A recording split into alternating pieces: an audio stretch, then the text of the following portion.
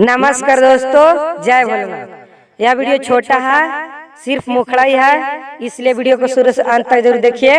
और आप मेरे चैनल पर नए हैं तो चैनल को सब्सक्राइब कर लीजिए, और जो लोग चैनल को सब्सक्राइब कर लिए हैं तो वीडियो को शुरू से अंत तक जरूर देखिएगा। तो चलिए सुनाते हैं, सुनिएगा सुनिएगा।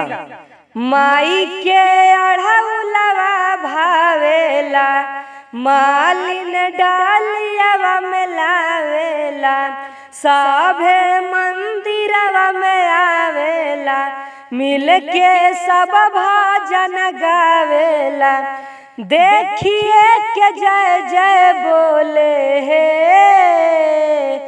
हो फुलवा पजाई से भावरवा डोले, मंदिर के बहरवा डोले,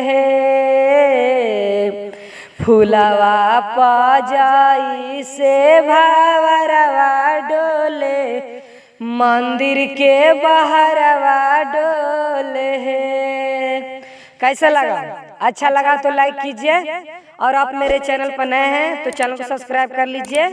तो चलिए बाय बाय, मिलते हैं नेक्स्ट वीडियो में। और आपकी फुल सॉन्ग आएगा तो इंतजार कीजिएगा, फुल सॉन्ग लेकर आएंगे अभी, वो भी दशहरा सॉन्ग। तो चलिए बाय बाय, मिलते हैं नेक्स्ट वीडियो में।